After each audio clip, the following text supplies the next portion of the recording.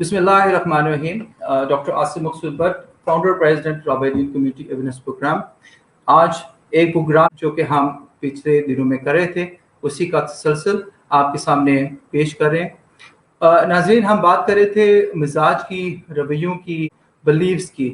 आज हम जिस मौजू पे बात करेंगे, कोविड-19 की बढ़ती हुई सूरत हाल से जो मुतासर ज़िंदगी है, और स्पेशली पाकिस्तान के अंदर जितनी ज़्यादा सूरत हाल गंभीर होती जा रही है, और हमने देखा कि साथ हमारा पड़ोसी मुल्क जो है भारत, उसके अंदर भी जो सूरत हाल है वो हाई अलर्ट है। वहाँ पे मरीजों की कसीर तादाद ये हमें बताती है कि वहाँ का हेल्थ सिस्टम कैसा था।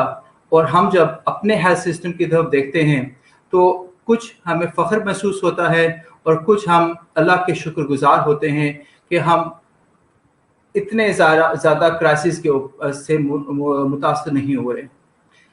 आज हमने प्रोग्राम पे दावत दी है डॉक्टर सुहेल अहमद को, और मैं उनका शुक्रगुजार हूं कि वो हमारे प्रोग्राम में आज दोबारा तशरीफ लाए। सर, आप का दोबारा शुक्रगुजार हैं कि आप आए प्रोग्राम में। जी, बहुत कोविड शुक्रिया, बहुत शुक्रिया। जी, थैंक यू सर। सर, कोविड-19 हमारी जिंदगियों के अंदर बहुत सारी तब्दीलियां लेके आया।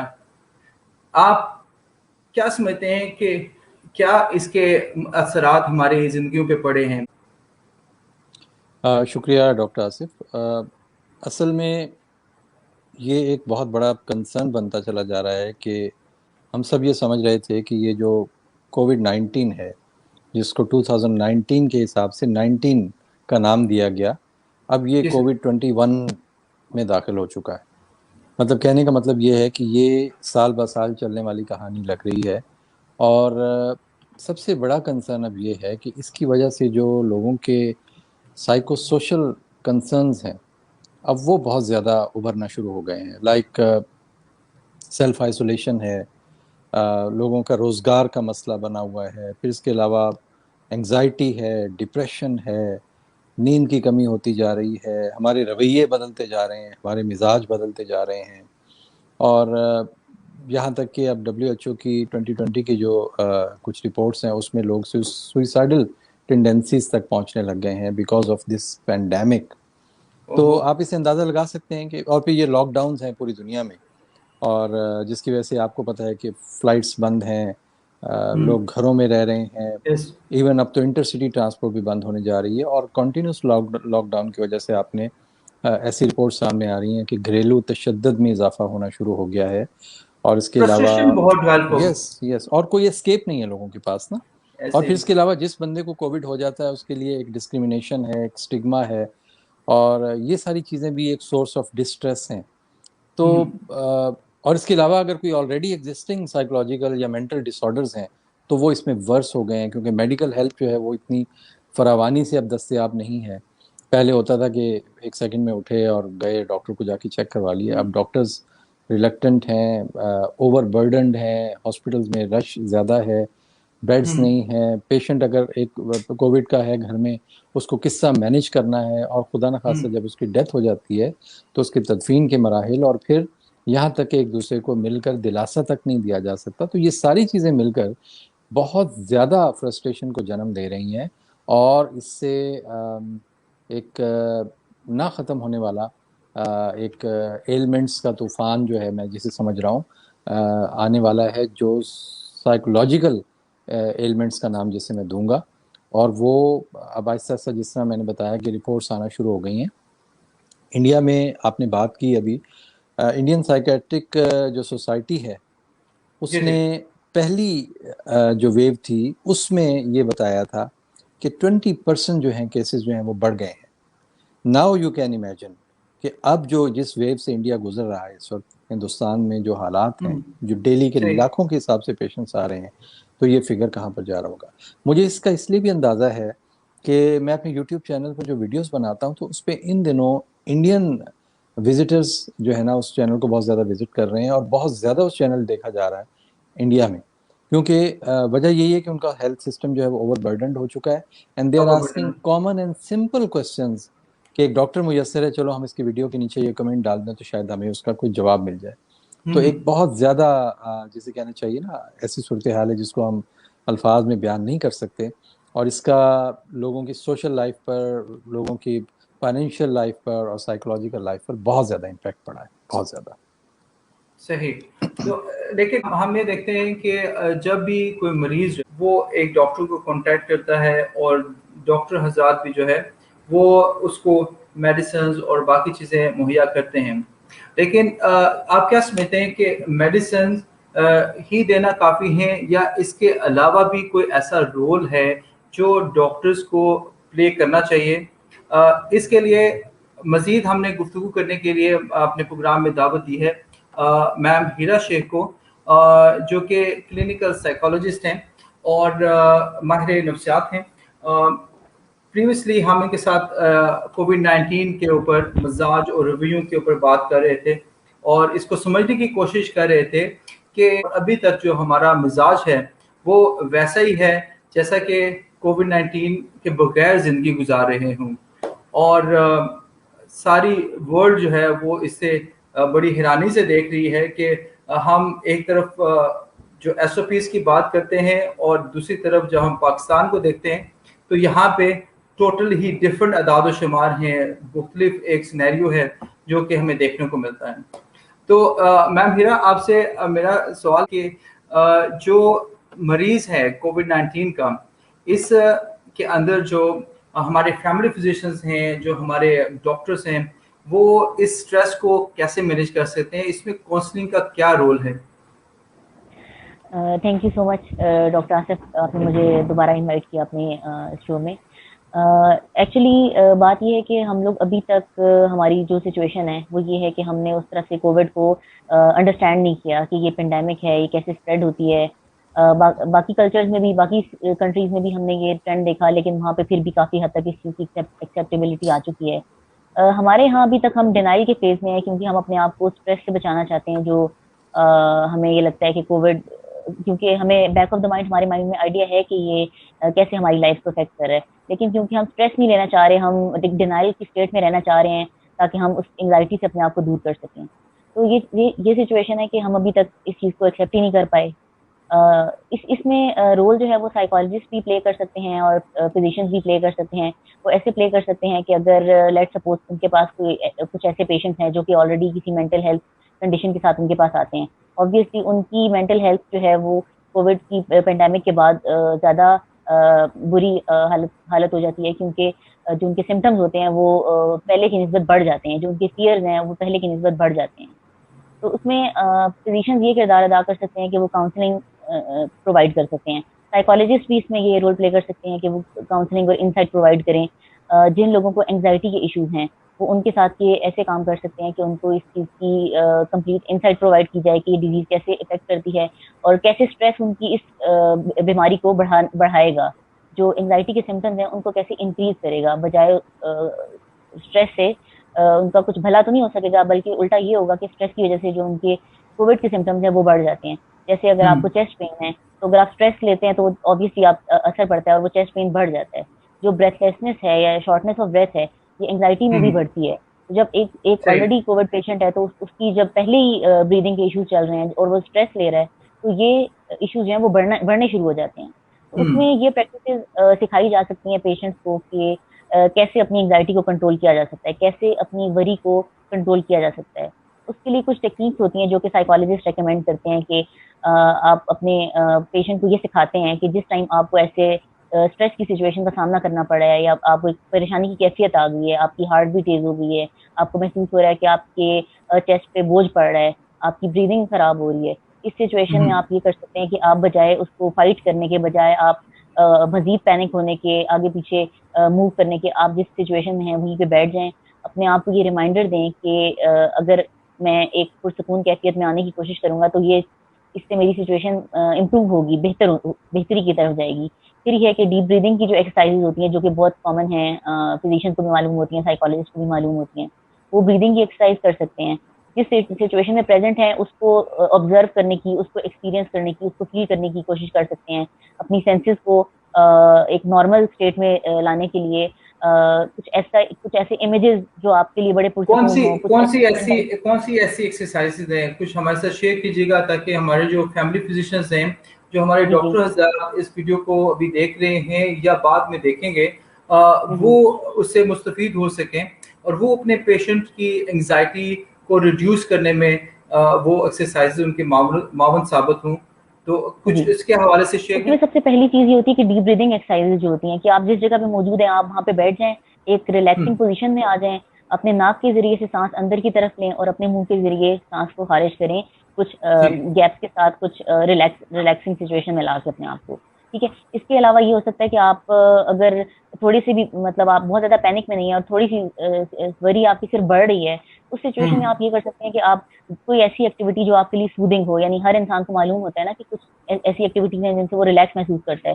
जैसे कोई म्यूजिक सुन लिया, जैसे कोई ऐसी चीज देख ली जो फनी है या कॉमेडी अगर कुछ लोगों को पसंद है, या अपने फैमिली मेंबर्स अगर आपके अराउंड हैं, अगर बच्चे हैं तो वो अपनी मदर के साथ, और अगर अ, मतलब जो भी आपके घर में है जिसके साथ आपकी थोड़ी अच्छी बॉन्डिंग है, आप उसको कम्युनिकेट कर सकते हैं कि जी इस टाइम पे मैं ये सिम्टम्स एक्सपीरियंस कर रहा हूँ, मेरा सांस खराब हो रहा है। आप हम्म, जितना आप शेयर करेंगे उतना आपको अश्योरेंस भी मिलेगी फैमिली की तरफ से। तो ये कुछ चीजें हैं, बहुत बेसिक चीजें हैं जो आप उस टाइम पे कर सकते हैं अपने आप को नॉर्मल करने के लिए। फर्दर इसमें ये हो सकता है कि अगर आप ऐसी सिचुएशन में हैं कि आपको लग रहा है कि आपकी वरी आउट ऑफ कंट्रोल है, तो आप एक हेल्दी रूटीन अपनी अपनाएं, कुछ ऐसी हेल्दी एक्टिविटीज अपनी रूटीन में लेके आएं जिससे आप डेली की बुनियाद पे काम महसूस कर सकें, रिलीफ महसूस करें। फिर कुछ ऐसी हम्म, एक्टिविटीज जो आपके एंग्जाइटी को और आपके इन इश्यूज को ट्रिगर कर रही हैं, जैसे कि न्यूज आप अगर बार बार देख रहे हैं, एक दिन में जो रिकमेंड किया जाता है साइकोलॉजिस्ट की तरफ से वो ये है कि आप 30 मिनट इनफ है। अगर आपने न्यूज देखनी है तो वो दिन के किसी भी हिस्से में या मुख्तलिफ हिस्सों में टोटल जो टाइम टाइम है वो 30 मिनट होना चाहिए, या 30 मिनट्स टू 1 आवर। इससे ज्यादा अगर आप न्यूज देखेंगे तो वो बजाय आपको अवेयरनेस देने के या न्यूज के बारे में बताने के दुनिया में क्या हो रहा है, वो उल्टा आपकी एंग्जाइटी को ट्रिगर करेगी, वो आपके स्ट्रेस को ट्रिगर करेगी। तो ऐसी हम्म, एक्टिविटीज जिससे आपको लगता है कि आपका जो है स्ट्रेस मैनेज हो सकता है, आप वो अपनाएं। फिर इसके अलावा दूसरी चीज ये होती है कि प्रिकॉशंस, क्योंकि आपको मालूम है कि जब आप प्रिकॉशंस ले रहे हैं, जब आप मास्क लगा रहे हैं, जब आप सोशल डिस्टेंसिंग कर रहे हैं, तो ये चीजें इट सेल्फ रीअश्योरेंस है आपकी अपने लिए कि जब हम ये चीजें अपना रहे हैं, ये आदतें अपना रहे हैं, तो ऑब्वियसली हमारा जो रिस्क है उस चीज को कॉन्ट्रैक्ट करने का, इस वायरस को, वो कम हो जाता है। तो ये कुछ रीअश्योरेंसेज हैं जो आपको आपकी फैमिली प्रोवाइड कर सकती है, आपको फिजिशियन प्रोवाइड कर सकता है। कुछ पर्सनल रिमाइंडर्स होते हैं जो आप अपने लिए सेट करते हैं, अपने आप को आप बताते हैं कि अगर मैं बिल्कुल एक प्रिकॉशंस ले रहा हूँ और मैं अपनी एक हेल्दी रूटीन में हूँ तो मुझे ये वायरस नहीं लग सकता। और अगर लग भी जाता है तो अभी इसका इलाज भी मौजूद है, आप फिजिशियन को फौरन कांटेक्ट कर सकते हैं, उसको बता सकते हैं कि जी मुझे कि मैं ये सिम्टम एक्सपीरियंस कर रहा हूँ, फिर आप टेस्ट करवा सकते हैं। अब तो बल्कि आप वैक्सीन के पेज पे भी आ गए हैं, तो फिर इसमें ये रोल है कि आप अपने आप को स्ट्रेस से बचाने के लिए भी आप वैक्सीन लगवाएं। फिर ये कि अवेयरनेस की वैक्सीन का मतलब ये नहीं है कि आपको वायरस नहीं लगेगा, वैक्सीन का मतलब ये है कि आपके जिस्म के अंदर ऐसी इम्यूनिटी हम्म, डेवलप हो जाएगी कि वो उस वायरस को जो है काउंटर कर लेगी। तो ये कुछ सही। प्रैक्टिस थी जो मुझे लगा कि इम्पोर्टेंट है तो आपसे शेयर की। तो डॉक्टर सैद, आपसे ये पूछना ये है कि आप पाकिस्तान की कम्युनिटी के अंदर एक वास्ट एक्सपीरियंस रखते हैं। कब हमारे हेल्थ प्रोफेशनल्स एक एथिकल प्रैक्टिस करेंगे? काउंसलिंग और जो स्ट्रेस मैनेजमेंट है वो क्यों नहीं करते हैं?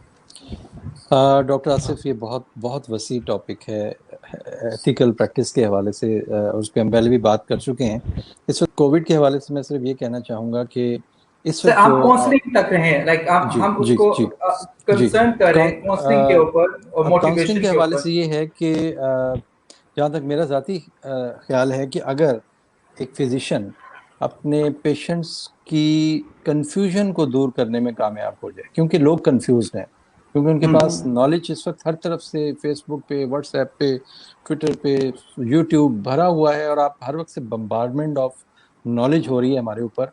और हम डॉक्टर्स होते हुए इसमें बाज़ का जस्टिफाई नहीं कर पाते कि ये बात फेक है या गलत है। तो एक कॉमन या लेमैन आप समझ सकते हैं कि वो किस हद तक इससे मुतासिर होता होगा, और ये एक बहुत बड़ा साइकोलॉजिकल स्ट्रेस भी क्रिएट करती है ये चीज़। तो अगर हम उस कंफ्यूजन को दूर करने में कामयाब हो जाएं कि when your patient asks you about your जी मेरा मिसाल के तौर पर ड्यूरेशन ऑफ आइसोलेशन के बारे में आपसे पूछता है, तो you should be crystal clear about the duration of isolation. आपको पता होना चाहिए कि देखें, अगर आपकी सिम्टम्स विद इन 3 days खत्म हो गई हैं तो 10 days तक आपका आइसोलेशन है, उसके बाद आप फ्री हैं। डब्ल्यूएचओ तो अब कहता है कि आपको दोबारा टेस्ट करने की भी जरूरत नहीं है। यस, ठीक है। और अगर आपकी सिम्टम्स 10 10 days + के 3, बाद, यस 10+3 वाला फिर आपने रखना है, 10 दिन के बाद नहीं तो आपने 3 यस, दिन या 4 दिन का आपने एक गैप पीरियड देखना जिसमें आप सिम्टम फ्री थे, and you are free about that. फिर इसके अलावा हमें डॉक्टर्स को कंफ्यूजन अबाउट टेस्टिंग ये दूर करनी है लोगों की। लोग टेस्टों के लिए मारे मारे फिर रहे हैं। अब आपको ये बात सबको पता है कि जो थ्रोट से स्वैब लिया जाता है पीसीआर आरटीपीसीआर के लिए, आप अच्छी तरह जानते हैं कि 30% उसमें वो अक्सर वो आपका नेगेटिव ही होता है।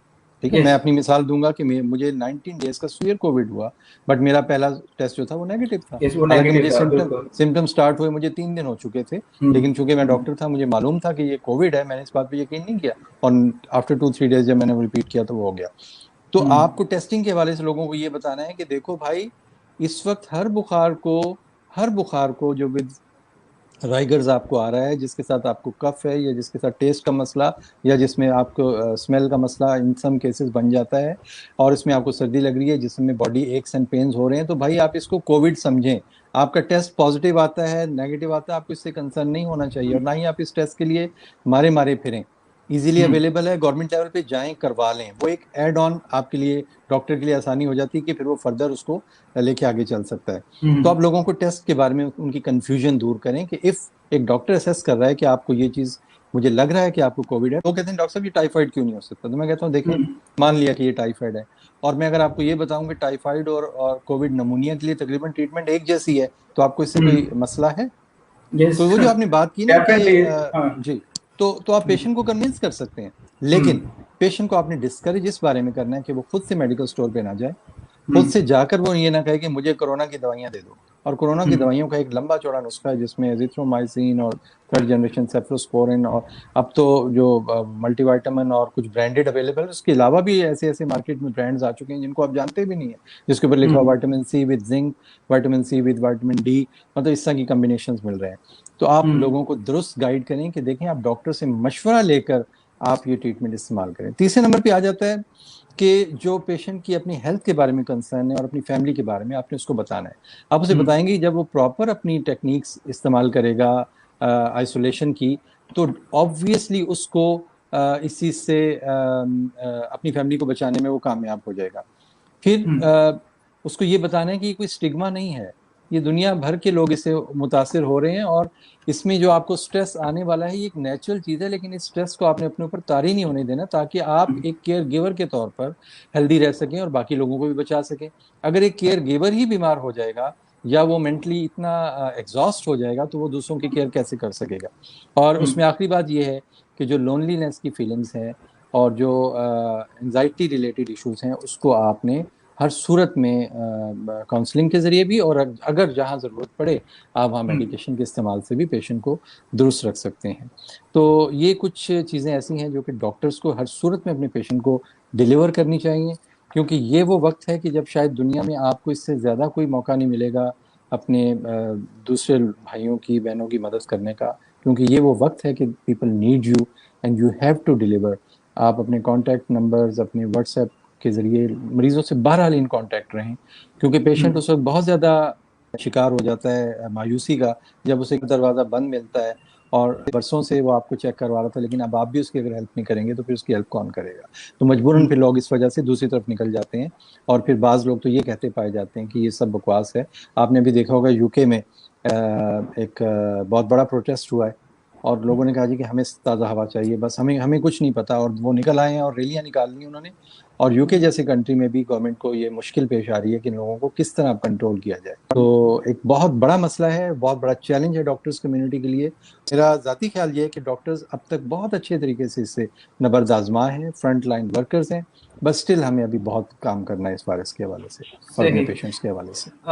मैम मेरा ये बताइएगा कि THQ RICs में बहुत ज़्यादा रश होता है, और अभी आपको पता है कि बहुत ज़्यादा मुश्किल हालात भी आगे हैं, बहुत ज़्यादा जो चीज़ें हैं वो डॉक्टर्स को डील करनी पड़ती, तो कौन सा ऐसा लेवल है जहाँ पे डॉक्टर्स को काउंसलिंग लेवल तक रखना चाहिए, मोटिवेशन लेवल तक रखना चाहिए, और फिर उनको रेफर करना चाहिए फॉर एनी साइकोलॉजिस्ट और एनी साइकेट्रिस्ट कि अब इसको जो है आप कुछ एंजाइटी या डिप्रेशन की कुछ मेडिसिन ऐड करें, या उसको जरूरत होती है क्या ऐसी मेडिसिन की?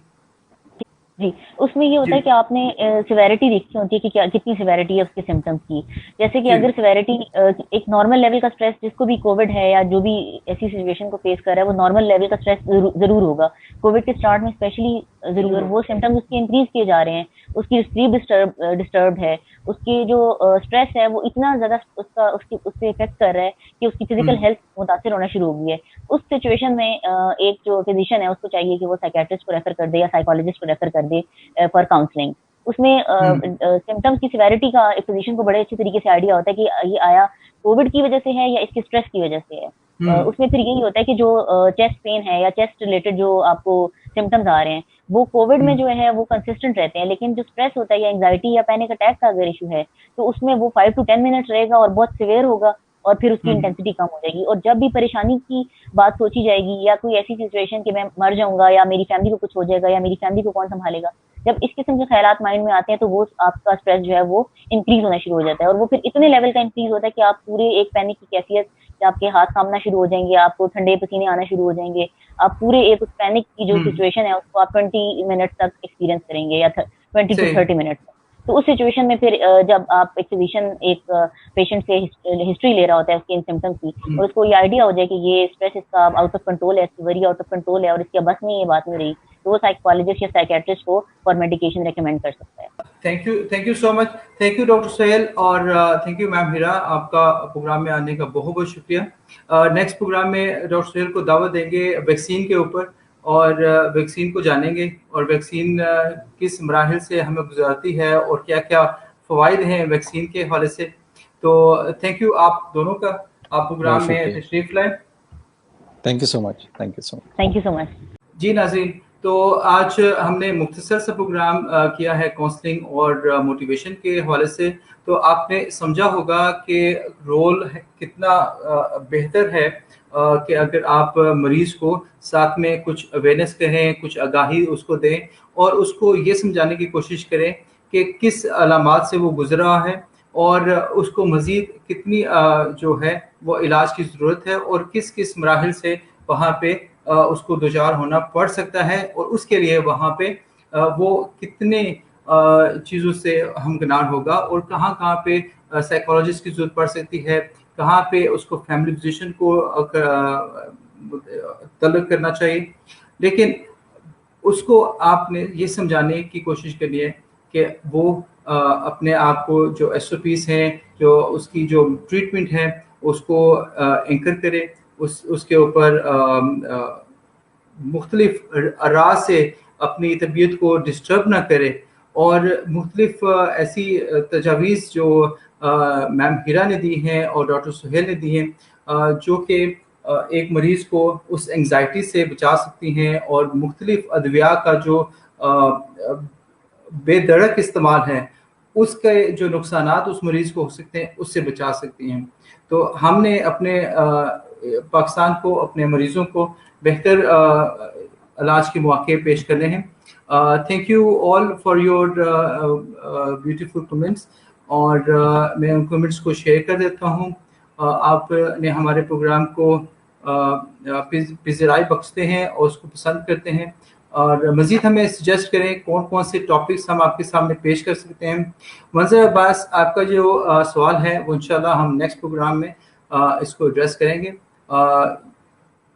अभी के लिए हमें इजाज़त दें। अल्लाह ताला आपका हामी नासिर, अपना किरदार समझें, उसको कम्युनिटी के अंदर अपने किरदार को नुमायाँ भी करें और अपना रोल प्ले भी करें, क्योंकि इस टाइम पे पाकिस्तान को हम सब की ज़रूरत है और हम सब ने मिल के पाकिस्तान को सेहतमंद पाकिस्तान बनाना है, बजाय इसके कि हम ओवरलोड कर दें हस्पतालों को, मुख्तलिफ ऐसे सेंटर्स को कि वो इस जो सिचुएशन में हैं वहाँ से बाहर ना निकल सकें।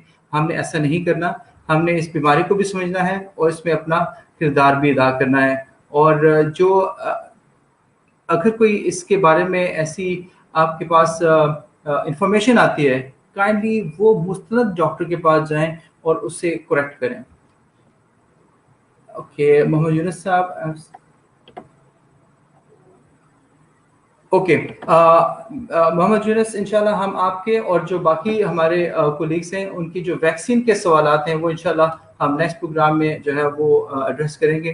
तब तक के लिए हमें इजाज़त दें। अस्सलाम वालेकुम।